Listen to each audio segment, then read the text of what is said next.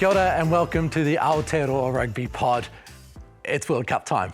We've been waiting for so long for this. I feel like the excitement is palpable in the studio that we're only 7 days away from seeing the All Blacks play France. It's going to be an absolute cracker. So, with that being said, there is a lot of games and there's 2 months worth of tournament to do a bit of a preview show for. And we've got a special guest to join us there on top of the regular guys. So I'll introduce him in just a second, but let's start off. James Parsons. How are? Very good. I'm excited. You are excited, Oh, aren't you? very excited. It's come around quicker than I expected, you know. I think that South African test, was well placed because it whet the appetite. Yeah. Certainly fired up a few comments online as well. That's right. And I'm sure fired up the All Blacks slightly before this opening encounter. Well, I hope there's so. a few improvements needed there. And of course, Bryn Hall over in Japan, who is going to suffer through some early mornings. Doesn't have the wonderful time zone that we've got as we go into this World Cup. So hope you're not going to too many bags under those eyes of yours, Bryn, by the end. Oh, it doesn't matter, mate. As long as it's got a New Zealand victory, it does not matter. Nothing a cup of coffee can't fix. So. Now, long-term fans of the show will recognise this guy that we're introducing up next. His name is Ben Darwin. He's a former Wallabies prop, and he runs a company called Gainline Analytics. They work with some of the biggest teams in the world about what you're supposed to do to be successful in rugby, and we've come to him for a really strong opinion on what's important in this World Cup, team makeup, and how things will work out in the end. So, introducing Ben Darwin. Thank you very much for coming on the show again, Ben. It's an absolute pleasure. Now, before we get going, can you tell us what Gainline Analytics is all about? Give us a refresher on what you guys are about and why those things are important come Rugby World Cup time. So this is like 3 hours into 2 minutes. Yeah. Okay? So the easiest way to describe it is we believe there's a misunderstanding about how teams work, that the driver of success is not actually the individual skill of the team, but more around the collective understanding. So whether that be interpersonal understanding, system understanding, role understanding. And I'll give a couple of examples. Interpersonal understanding, for example, the 87 All Blacks, so many of them have been playing at Auckland together, so they've built understanding with one another about how to play. Or the Queensland Reds formed a lot of the 99 World Cup. If we talk about system understanding, it might be you're bringing in your coach and he might bring in a way of defending or a way of playing. And that runs against the natural inclinations of the players or what they've learned from somebody else. So changing coach, for example, if I give the NRL, the more experienced a coach is, the more actually teams will underperform comparatively to how they've done before. A good example might have been when Gatland came back to the Chiefs. You know, he probably wanted to change a few things and the Chiefs probably underperformed during that period of time because they weren't used to how he wanted to run things. And the next might be positional understanding. So when Ireland played New Zealand in Chicago, Kano wasn't playing 6, he was playing 5, which he wasn't used to. He wasn't used to binding, with that shoulder, wasn't used to being in that position. And so he, because of, I think, Tui Tuipulotu's need to have a baby, basically had to play out of position. So that gave a severe disadvantage to the All Blacks in that particular scenario. This is the cohesion analytics methodology. That's what you just explained to us? Yeah, amongst quite a few other forms of systems, but fundamentally, we're not looking at the skill, we're looking at the level of understanding. It doesn't really matter who's in your squad, it's about how your squad understands what you're trying to achieve. What we're saying is that the individual skill factor might make 2 or 3% difference. We find cohesion can make up to 80% differential. So if you look at, for example, the way Chile, from losing to USA by 70 to 4 years later beating them by a couple of points, the biggest difference was they were playing together as a club, and I think they got like 45 games together. Over the same period, USA got like 5 games together.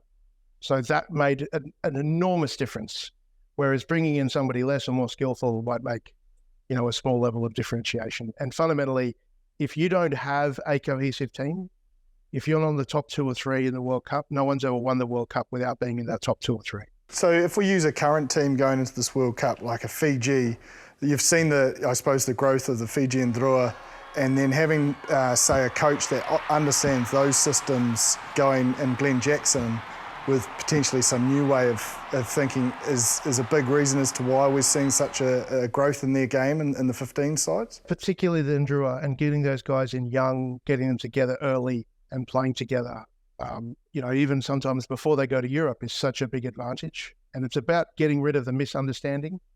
I mean, you do generally see the minnows will do well in World Cups because they get time they don't usually get. So even Georgia or even USA, if they get into the World Cup, they'll generally perform better than they would between World Cups because they get that 3 months. But as you saw with, say, Fiji in 2007, but this has made a big another difference again for them. And that's why they sit above Australia, because their numbers are better than Australia at the moment. New Zealand in 87 hadn't actually played a lot together as New Zealand, but they played together a ton as Auckland. So that was sort of the major differential there.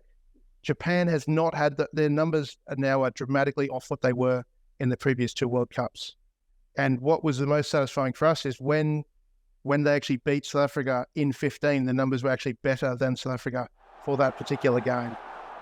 And that was because of fundamentally that ability of the power of Eddie, I suppose, to say, guys, if we want to be competitive, we have to get this time together, whether it be in training or playing. When you look at the Wallabies, who've had 43 debutants since the last World Cup, England have had about the same number, and it's at least 10 more than any other country.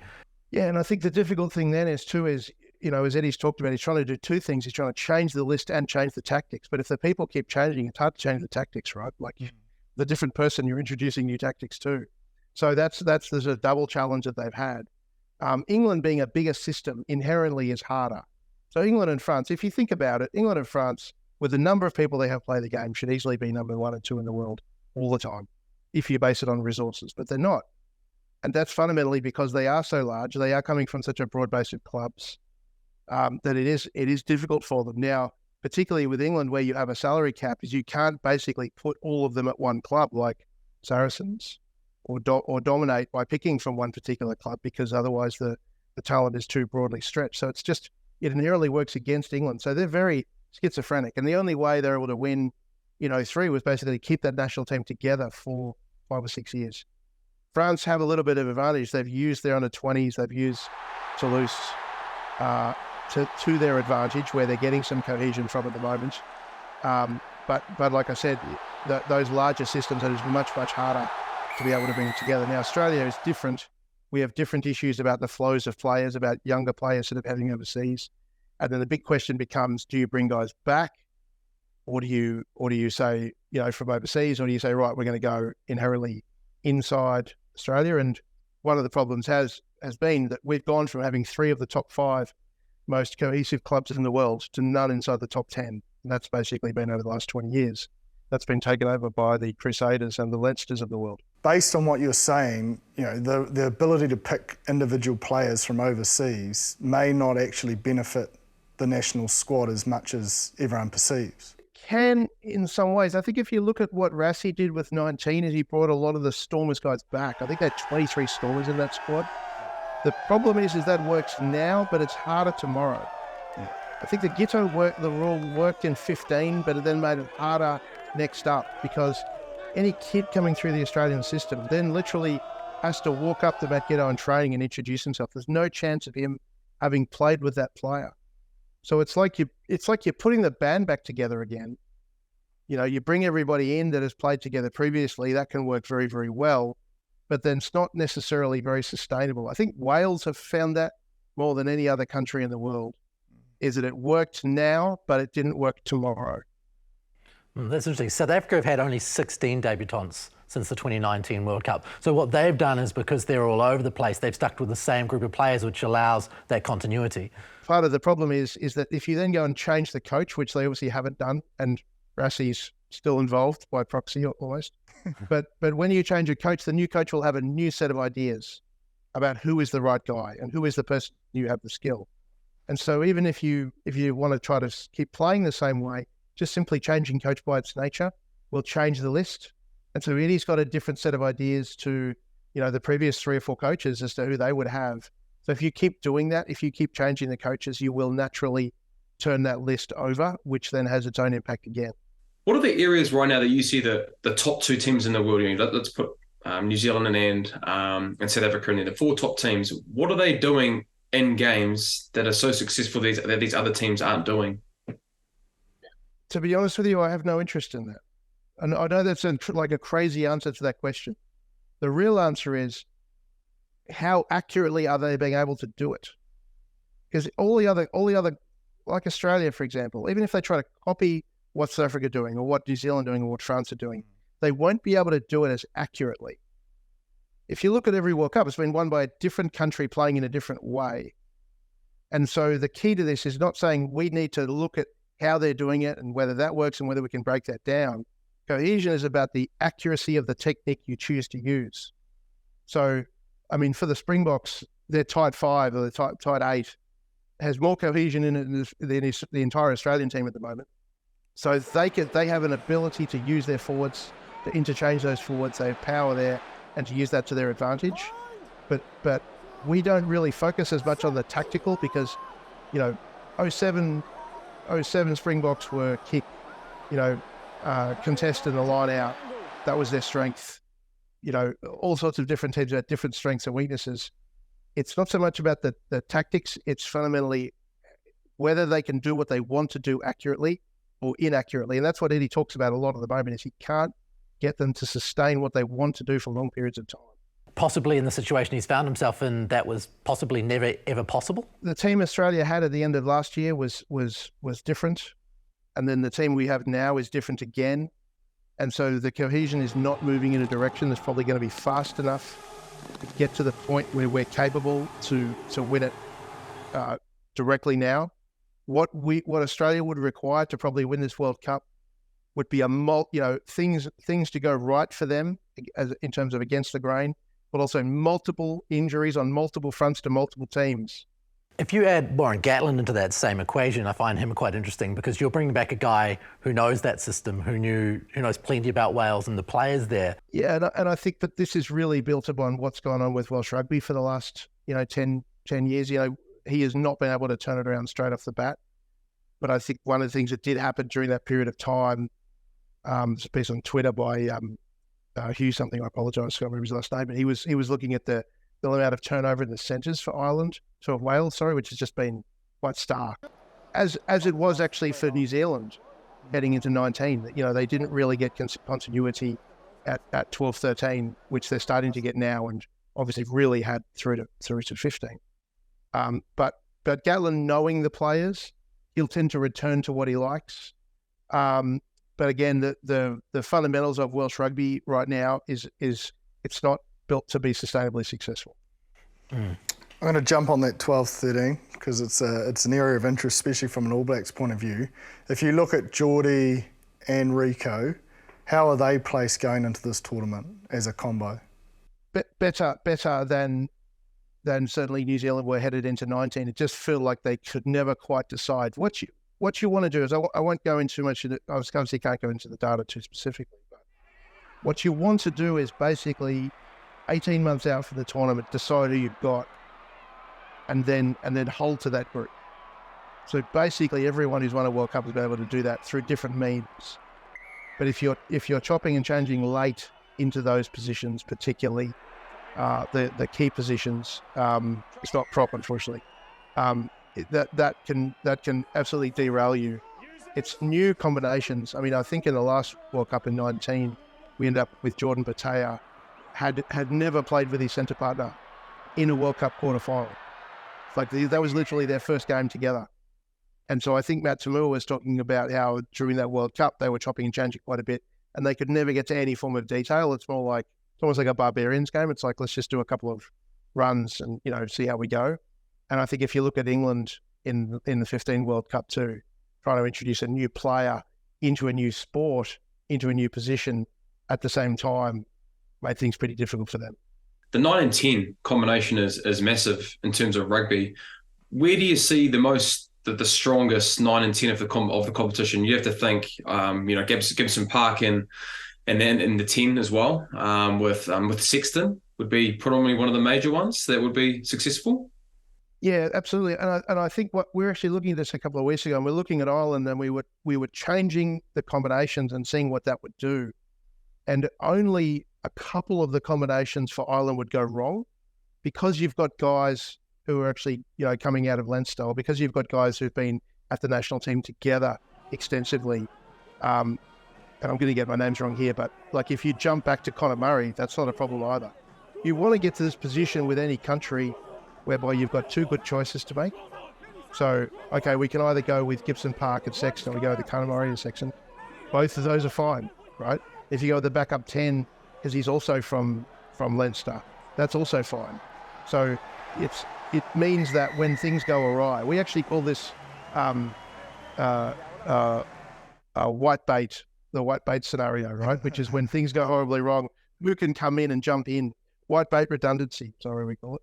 Who can come in, who can jump in so that it doesn't go so catastrophically wrong? And that's literally what New Zealand got back to, right? Their attack was awful in that final, but that was enough.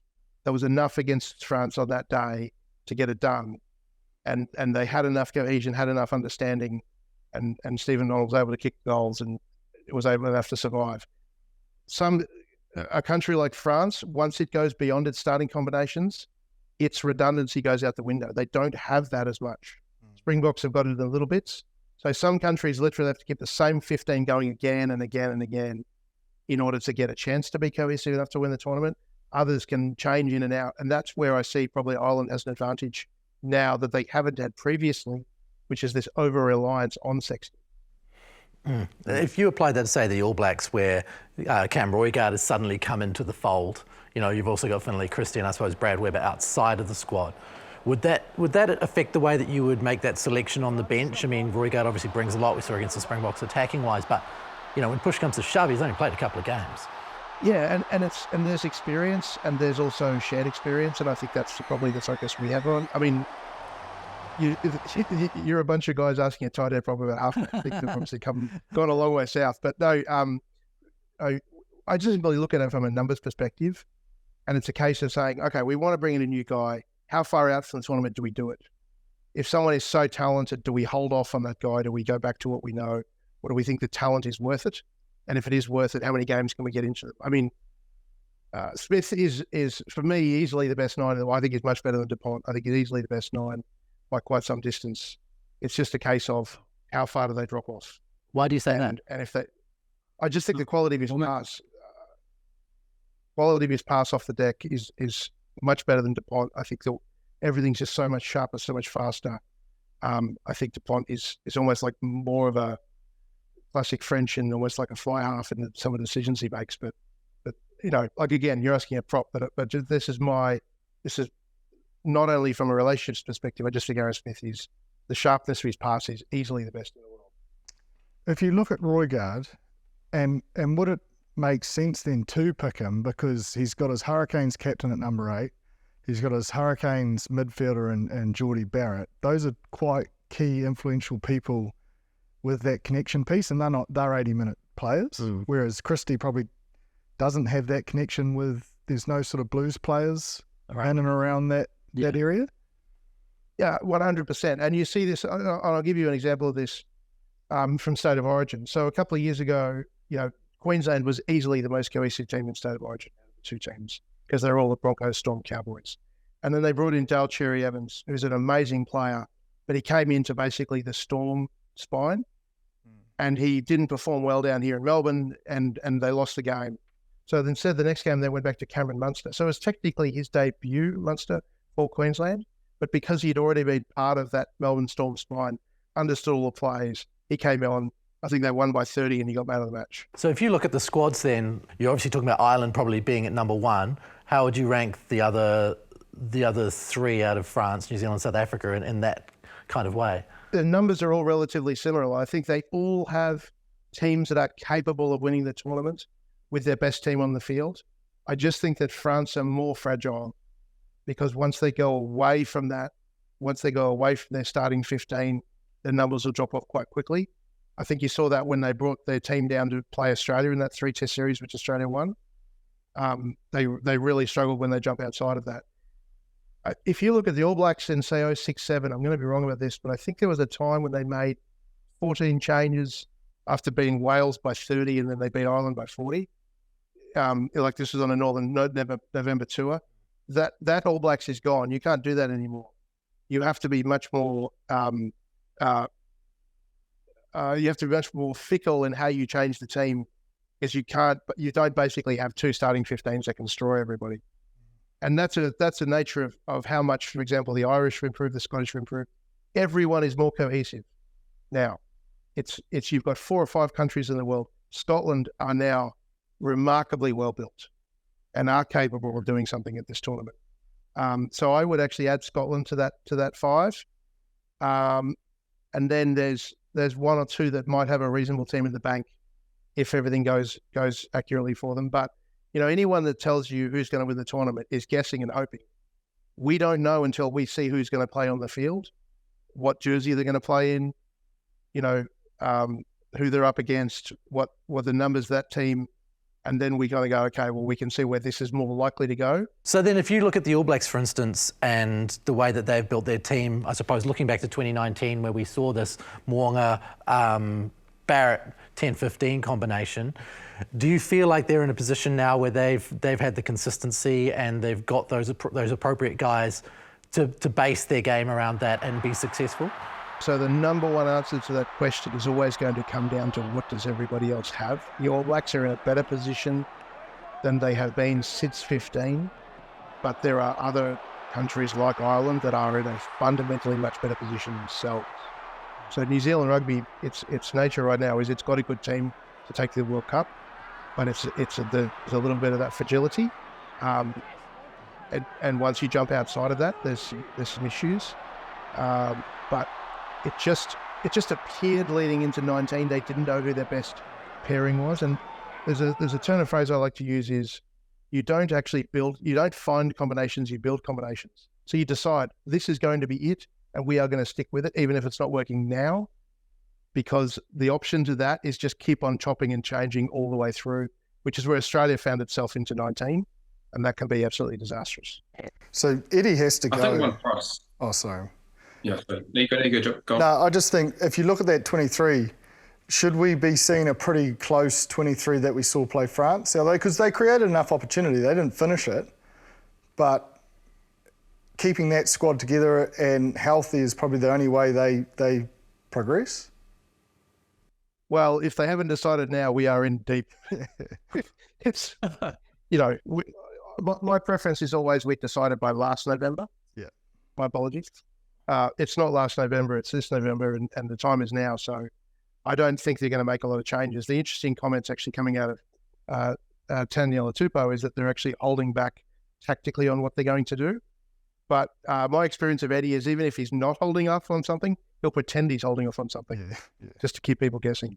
Would you recommend then that playing the starting 15 or the 23 more consistently throughout that pool stages and then playing more minutes to build that cohesiveness? Because at the moment, there's not a lot of confidence within that group. Yeah, and I think if you look at the 07 England team, they did that quite well. They what we call back-ended through the tournament. I think if you look at France in 11, they did that a little bit. England and France generally have a reputation of performing quite well at World Cups. So if you think about England losing by 36, I think, to South Africa in the rounds, and then, was it 15-11 in the final, whatever it was. So they improved as the tournament went. But that's their only shot at it, because if they go to the other option of picking, resting, changing, it's too late for that. So it's like you've got to take this risk in order to build a team well enough through the tournament. And that's actually helped now by the nature of the tournament is you don't have the midweek games. You basically got 4 games in 4 weeks. And basically Eddie's commented to that, we got to be good enough to beat Georgia, then we've got to be good enough to beat the next team, the next team, and the next team. So he's hoping to build through the tournament. It's risky. It's risky. So if you look, say, at Pool D, where England, Japan, Argentina, Samoa all appear to have some sort of opportunity to get through that pool, does it favour them in some ways that they will have 4 weeks possibly to play their top team every week, whereas, let's say, the All Blacks have got France first up and then, without being disrespectful, not much after that? Yeah, 100%. But, this component, if you're looking to build cohesion through a World Cup, there is a challenge for you. You're at the wrong end of the equation, where you want to be so well built you could deal with all of that. So Ireland wouldn't care about any of those questions because they don't need to. You're 100% right. It's like, particularly for like Samoa, who have not had that time together, they absolutely have to use this to advantage and take any form of advantage you get. But this is not where you want to be, is to having this discussion and hoping that you can build through the tournament, because that isn't always going to be the case. The injuries you might get. And I think, interestingly, when you look at, say, 15 with Japan, is they picked a team to win that first game against South Africa, and then they made changes to play Scotland, and the strength of the team in our numbers was quite a huge drop-off. It's like they just didn't think beyond the first test almost. I'm not saying Eddie doesn't think beyond first test, of course not, but it's really, really important that you can be able to pick your best team at any one point. To win a game, you have to win. And then Ireland, for instance, will finish their pool play against South Africa and Scotland. So they're getting into a point where they're playing two super crucial games leading into the quarterfinal. Yeah, 100%. The thing that can derail Ireland at this point is too many injuries. If they can deal with a couple, they'll deal with Healy, no problems. But it's just when they get beyond that then starts to be the biggest concern. I'm again, without seeing any teams, my feeling is Ireland are in the best position to win this tournament for a number of reasons. But it is extremely difficult to go back to back to back continuously and have good performances.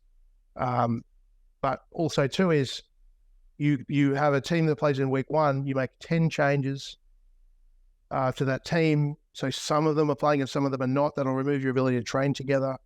So you've got 5 guys still going. It's very difficult to split a World Cup squad into A and to B. So even if you are playing games and you do make 10 changes to your team, you can't really rest guys as much. So my philosophy would generally be hold to the same group, make 1 or 2 changes if need be, or for tactical reasons, but otherwise stick with it. I think New Zealand's got to do that a little bit too, don't you? Like, they may be minnow sides. I think building that confidence and that stretch. We just saw I know, take the South African game away out of the picture, but as they built and kept that consistent sort of 23, they just looked better and more confident in their approach to tests. No, 100%. I completely agree with it. And sometimes you'll build bad habits by making changes into teams, and you've got to recover from that. I think it's just best to stick to that group. You look at the last test against the Wallabies, the amount of changes and just the accuracy that this was left, especially early on in the game. Yeah, they came back and chased it, but that's when they brought the sort of, the Aaron Smith, Richie Mo'unga combo on, and they sort of chipped away and won the test. But you almost have to think, for us in particular, that spine playing, geez, I hate to say it, every game almost, and maybe getting them off at 40 minutes or whatever, so it's really clear in the approach through that pool play and building towards that quarter. I just want to go back first of all to the last All Black test against Australia, because what the numbers were telling us is that the team that started that game, I think 5 or 6 catastrophic gaps in its back line in terms of the way it was constructed. So that for us was a really big sign that they weren't going to get a lot of efficiency out of their attack, particularly at the start of that game. It's interesting you talk about that 40 minutes, because I'm interested to hear your thoughts on this, Ben. The way that the Springboks approach their changes after half-time, where their pack almost completely changes, at 40, 45-minute mark, whereas, let's say, New Zealand tends to eke out its substitutions over a period of time. What would it be a bigger indicator for success, I suppose, when you look at it like that, where South Africa go, okay, here's a new forward pack, and New Zealand go, well, here's a guy, and then here's a guy, and here's a guy? I think the answer to your question, I'm really sorry to say, it's just a lot more nuanced than that. It's about the resources you have, how you use those guys. But one of the things we've done, we have a client in the UK that's been very, very successful, won a lot of titles. And so for us, it was about saying, okay, how are you going to deal with injuries in a final? Because we think that's the only thing that's going to derail you. And so it became about saying, right, because if you make changes en masse of your reserves on, that's not how it might work out in the final. You might have in a final, you might have your 12 go down after 10 minutes. And so what we actually built out was more about this system of, okay, let's lose one guy who comes in, let's build the combinations then of this player with the starting team, because that's where things can go really, really horribly wrong. And so it's also about building for the when things go pear-shaped. And this particular side, it played in its final. That exact thing happened. And they got through it as they had 3 injuries in a final early, or lost guys earlier before the game started. But they were able to work through that pain and still be able to perform to their best. So the first question I'll be asking with the All Blacks is, what happens if your 13 goes down after 3 minutes? How are you built for that scenario? And how is your bench built for that scenario? And then let's work out the rest from there. It's actually funny enough that you do say that, Ben, because actually, this happens in a lot of teams around the what-if moments and being able to do that under pressure in scenario-based forms. So when you do get into a final, you've kind of trained that throughout the whole year. And like when you've got a good team and you've been collectively together, you've had those conversations for 3-4 years, been able to have those experiences, conversations, and do it out on the field. It makes a massive impact. I think one of the years at the Crusaders, I think we've had the Chiefs. I think we had 2 red cards. We were down to a yellow card. But because we're trained in situations of pivotal people being out, it actually wasn't unforeign, and we weren't in the red to say, and then we're able to execute and win a championship against the Chiefs. I remember that final, definitely. And that type of scenario really comes down to time. If you think about, you're taking the Barbarians, right, and you're throwing a bunch of guys together, you'll never get through more than basic patterns. You'll never say, okay, how are we going to do a drop ball in this game? You never get to that, right? And some clubs are like that. Some clubs, just never get to that point of detail over time because they're just dealing with the change and adjustments in coach and scenario and tactics at all times. And so that time together, you just get to that level of detail. And so a lot of clubs around the world, people go visit the Crusaders or visit Leinster and go, oh, I can see what they're doing here. They can do this, this, this, and this. But they do that because they're capable of doing it, because they've had that time to be able to create that system. So you don't copy how they do it. You copy the way in which they're constructed that allows them to make those decisions. So when they're making those decisions about selections, etc., with your company, is that a week-by-week approach that you're involved? So with some clubs, we're literally at the selection table with them and going over it on a week-by-week basis. With other clubs, we're saying, or countries, for example, we might say, here is how we can build a system that could make you more sustainably successful over time. It comes down to who you're talking to. I mean, the board is oftentimes just as responsible in their ability to create success. Because the board says, right, we're not getting the success. Well, it's time to sack the coach. The new guy will come in, he'll make a whole raft of changes to what he wants, and the team will underperform again, and then they panic again. So it's actually, we always begin with governance. We get permission to do things properly, and then we bring it down to, being at the selection table. But other clubs, coaches may not be interested in it. It may simply be we're working with the governance at the end, but it really is important that up and down the whole organisation, they understand these components. We've had other teams. We had a team in the UK basically said we've got 10 weeks to survive being relegated. And so the focus was, okay, let's work on the first 7 weeks to build a team good enough to win 2 out of the last 3, which they're able to do. And do you find, in the most part, people are quite receptive? Because it's quite a new age idea in comparison to the old school kind of, coach selects his team based on what he sees on the field kind of scenario. We've talked to guys like Bellamy, Arsene Wenger, Wayne Bennett, and the old guys get it straight away because they'll say, I know I'm not the only reason for success. Oh, my daughter's just stormed into the room. I know I'm not the only reason for success, but I hope, hello, my love. Sorry, guys. I hope that I can, be able to replicate it on a continuous basis. You right? But what I would say is we've certainly had scenarios where we've upset people. We've sat down with a coach and said, to be honest with you, you probably should have won more games. And if their narrative is about them being a successful coach, they struggle with that. What do those meetings look like? What are you telling them mostly? So we basically help them to understand what cohesion is, and we'll generally reflect on them. We'll go back. I mean, I had a great meeting with Sean Fitzpatrick, for example. He wasn't about his coaching, it's about his career. And he said, this makes so much more sense for me in terms of my experiences with the All Blacks, about where they were in the 80s and then how we built towards winning the World Cup, and about my time in Auckland. And so that theme was quite sort of revelatory in terms of saying, okay, now that makes sense to me. Same thing actually with Craig Bellamy. He has the worst record in history of Origin for coaching New South Wales. And a lot of that was not about him being a bad coach, but just how it was constructed. So once we help them to understand that, they tend to be quite reflective upon their own careers, and they either respond in a positive way or a negative way. And then you say, okay, well, here's where your team is at now. If you're not winning games, it's probably for a reason. how do we then help you to be successful? Fair enough. Now, before we close out this chat, should we have a quick look at what's going on this weekend and maybe a look towards, I suppose, the end of pool play and towards the final? Looking at the France-New Zealand game, how do you see that one playing out? I think New Zealand. I think there's been quite a few late changes. I do think Dupont and Halibut have got a good enough combo, because Intermark and Halibut were sort of fighting for that 10 spot, a year, probably 18 months ago, and then they went with Intermark. Obviously, I think the Toulouse connection is a big thing. But Dante being out, these are all sort of key positions and guys that have sort of led the way for them.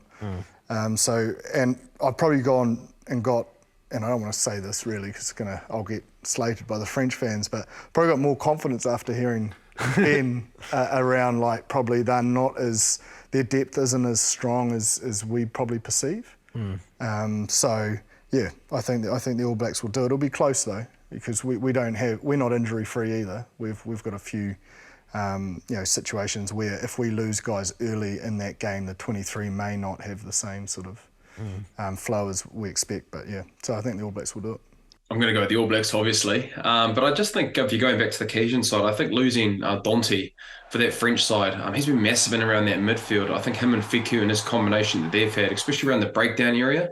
Watching a lot of rugby, and any time that Dante or Fiku in and around that breakdown, which is such a massive part of the game, I think at this stage, is a big loss. And Intermac as well. Anytime you're losing a 10 with his caliber and the combination that he's had with Dupont, even though they are based a lot off 9 and Dupont does run the show, I think it's still a missing cog. And then also as well, I think with the breakdown area, it's going to be massive for the All Blacks. I think having Scott Barrett, whether he plays at 6, I'm not too sure. I'm not too sure with how Frizzell's going, and obviously with Brodie Retallick injured, I think he might not be playing. So, having Scott Barrett, I think he'll be massive for the All Blacks. And then I think as well, I think the areas of improvements that we've made, especially in our kicking games with Geordie Barrett being at 12 and having Richie Mo'unga and Bowden Barrett having those 3 kicking attacking options is going to be massive. And I think we'll see a little bit more of that come the weekend against the French, knowing, with the defensive pressure that they do put on, especially with France. I think that attacking game area will be massive for the All Blacks, and I think they'll get it right on the weekend. So the first question I always ask is jerseys. People laugh at me about it often. So who's in which jersey? The All Blacks wearing black. Okay. So the reason of this, and I've probably talked to you about this before, guys, was we found there were some teams dramatically underperforming, and they seemed to do it when they were wearing a jersey they had not worn before or worn for recently. And so I asked a bunch of guys, Sterling Whitlock and Danny Baderis, Rugby League, what happens? And they said you change colour of your jersey and you go to do an offload and you flinch because you're looking for a colour. And so we found the offload pass accuracy dropped off quite a bit with a change of jersey. And if you look at Ireland last weekend and England against Fiji, they were quite poor in their attack and their pass accuracy. France 07, All Blacks 07 against France. And I think France have only beaten the All Blacks since 2001 when All Blacks were in a black jersey. So I'd go towards the All Blacks simply if that's only dropping them off by 20%. We found teams drop off by 40% in attack with a change of jersey. Darren Shand, the All Blacks manager, has won every single coin toss for this World Cup. So the All Blacks will be in black the entire tournament up to the end of pool play.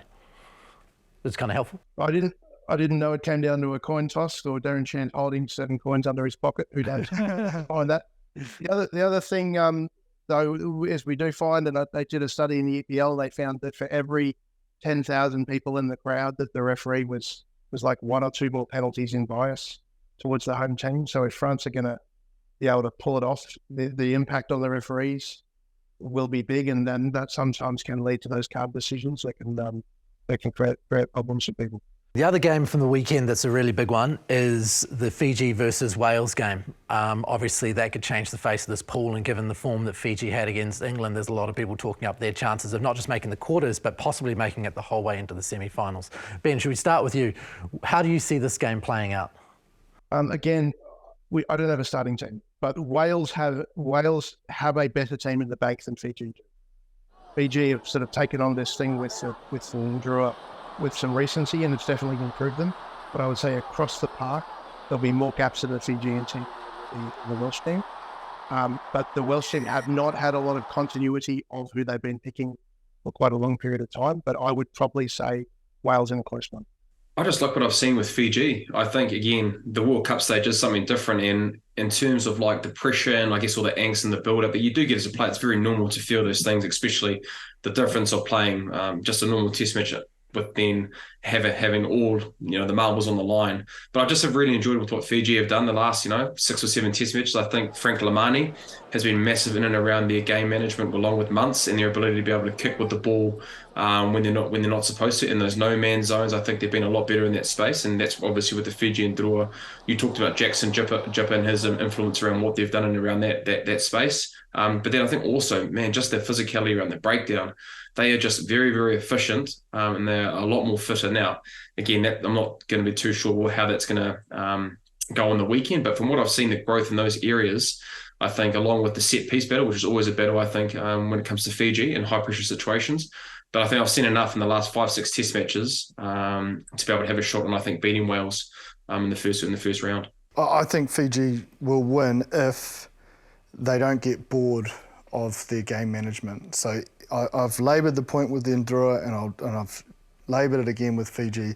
Every time, I think it was, they had 2 rucks in their 22 and about 7 other ones, so 10 rucks in total in their own half. Like, they just did not play rugby. They did not chance their arm when they beat England. Drua were the same when they beat the Crusaders. They didn't play in their area. So if Lamani and Muntz can get that game management and not get bored of it and, just keep persisting of wanting to play that territory-based game, and then when they get in their half, play with instinct, play their natural game. But if they start trying to chance their arm from deep, I'll be concerned. But I think if they can do that, they'll beat them. The only way I see Wales having a chance is probably Gatlin's strength is his rush D, which is hard. But a lot of these players he has brought back and they've played a lot together. But if they get it right and pressure the Fijian skill set and not allow them to win those collisions, like how you get a good offload is it's the ball carrier first, winning the collision, getting through it, and then finding. If they can shut down that time and space and not allow that momentum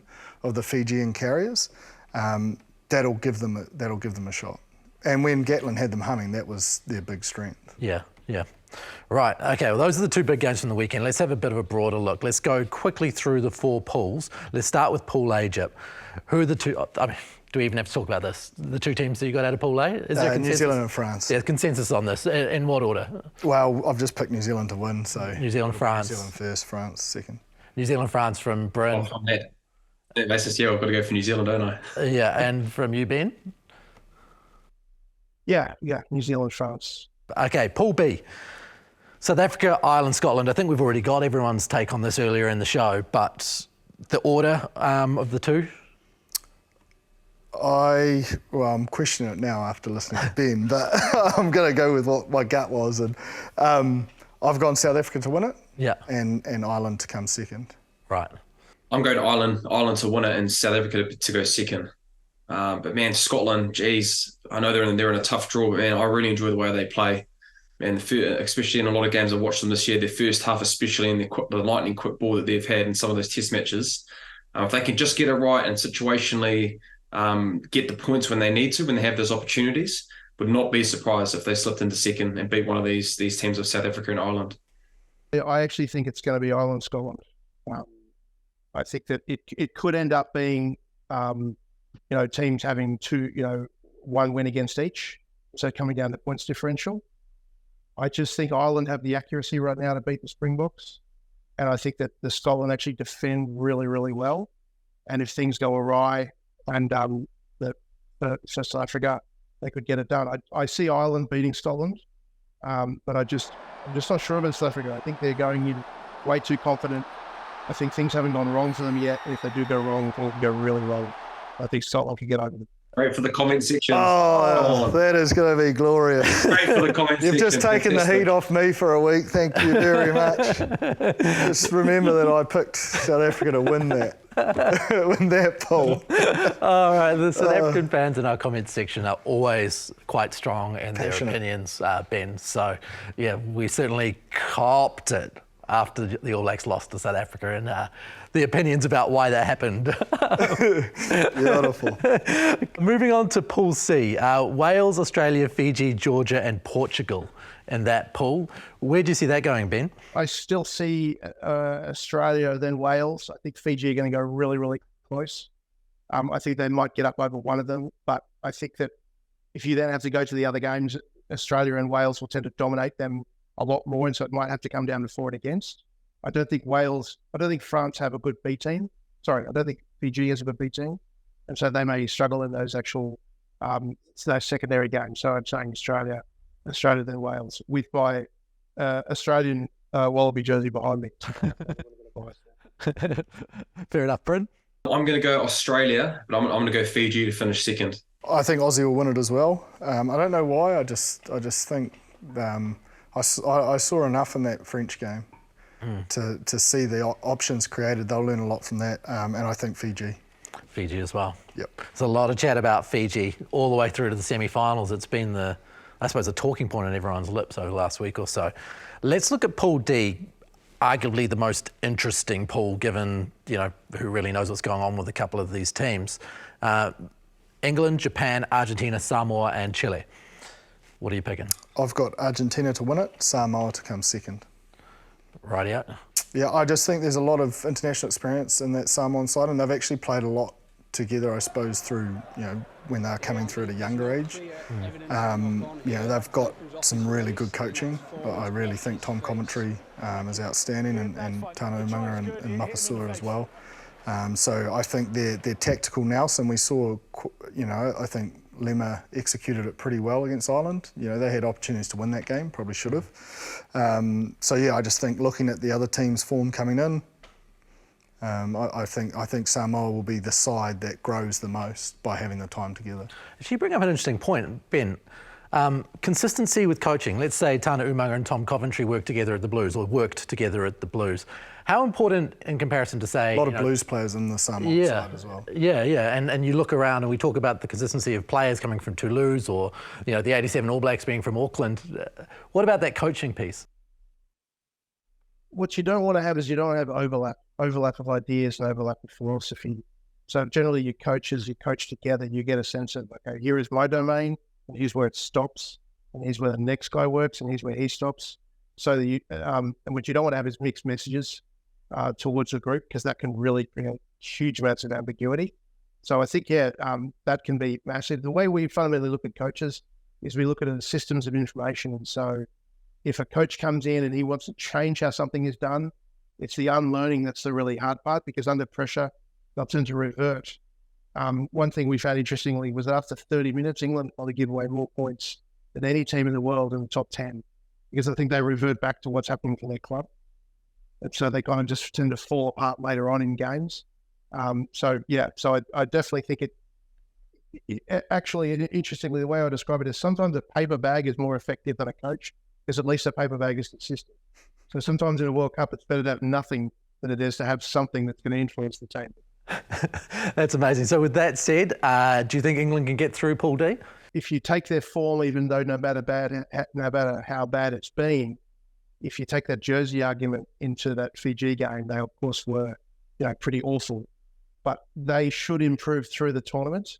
So I think, as much as it pains me to say it, I think England will probably get into the top two of that pool. And Argentina is a really interesting one, because they've basically got this Jaguares group that was part of them, and is part of some of them, but not all of them. So when that group tends to play, they do really, really well together. What they're having difficulty with now is transitioning the new players in. I think that really peaked literally the year they got rid of them and they beat the All Blacks in Parramatta. But now that's starting to sort of fade away out of their system. So they are very, very capable of, on their day, putting together a really good performance, but very difficult for them to do it consistently through a tournament. So I'm going to go with England to top the pool and then Argentina. Yep, I'm going to go Argentina and England. Haven't really got an idea around who would finish first or second of those two. But I just think England will find a way.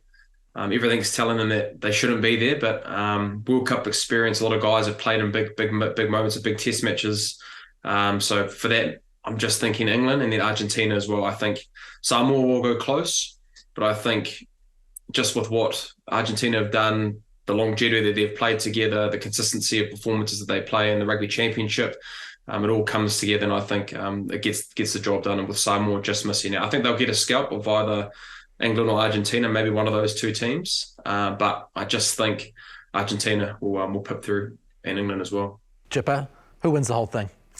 I've got France, New Zealand in the final, New Zealand to win. I do want to say in the semis, I've got France to play Samoa, New Zealand to play Argie. You're basing that on Samoa Beating Aussie. Beating Aussie. Yep. Solid. It's happened before. Yep. In Australia. I enjoyed this little process. Yeah. It's quite entertaining. Brendan, what about you? Funnily enough, I actually went the same. I went with New Zealand, playing France in the final. And of course, I'm going for New Zealand. Oh, that's not what you said. That's not what you said. It'll be hostile. That's not what he said. There's been a switch up. Oh. If we get to the stage where both of us are in the final, yeah, I think we pull through. Okay, what's happened in the last hour that's changed your mind? Ben changing me the cohesion and telling me that parts are no good. They're there for the taking. It doesn't take much because that's outstanding. This is unprecedented. He was going to do an unprecedented thing and pick against the All Blacks all through last year, Ben. Even when the All Blacks were awful, It didn't matter. He was still picking them, which worked out at Ellis Park. But all the same, good to hear. What about you, Ben? I don't understand why people are not picking Ireland to win the World Cup. They're the best team in the world. They've been the most accurate. They've been the most consistent. I think people are going with what's happened before with them. And, Ireland's been growing now basically in their performance for the past 25 years. But if you look at it, that they are a reasonably cohesive team, it means between the World Cups, they're at their peak and it looks like they sort of fall away. But it was also to do with other countries peaking. But I just think the way they're built at the moment, if things go right for them and right for everybody else, they'll win it. I think things have to go badly wrong for them and right for other people for them to pull it off. So I think it'd be Ireland over New Zealand.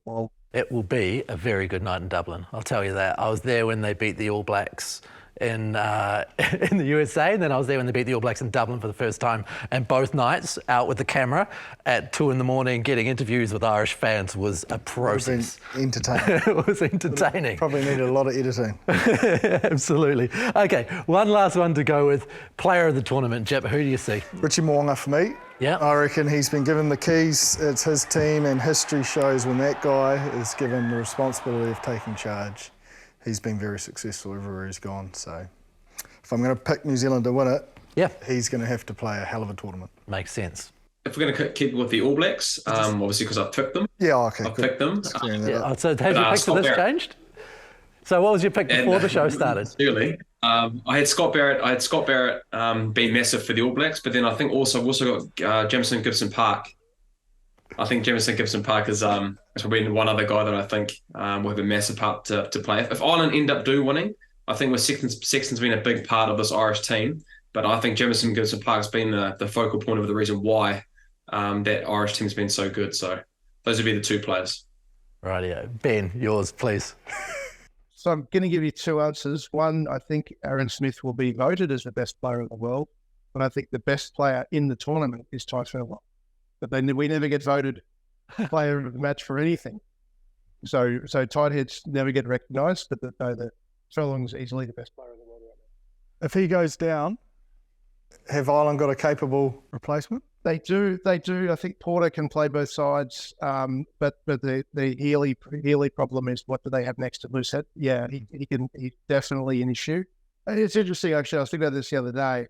What would probably be the hardest position in the world to make the starting team? And you'd actually probably say Georgian tight head, like harder than number 10 for the All Blacks, because like 30 tight heads playing. There's more tight heads that can play for Georgia than any other position in the world. So no, I think Smith, like I said earlier, his passing is easily the best 29 in the world, and I think they're depending on him so desperately. Their attack is just entirely different. Well, hopefully we get to the end of the year, and everyone's open-minded enough to give a tight head prop player of the year. Well, Brodie Retallick's the only tight forward to win it, right?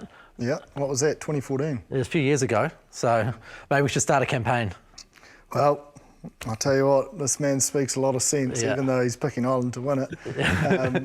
He's got to back a player to lead the charge. Absolutely. Okay, well, Ben, thank you very much for all of your insights once again. Really appreciate it. Really cool educational experience on how your business works, how you think, and what might just happen in this World Cup. Thanks very much, guys. Really enjoyed it. Awesome. Cheers, mate. Okay, thanks again to Bryn all the way from Japan. Look forward to the 3:30 start this weekend, Bryn. 100% with the All Blacks win, mate. Looking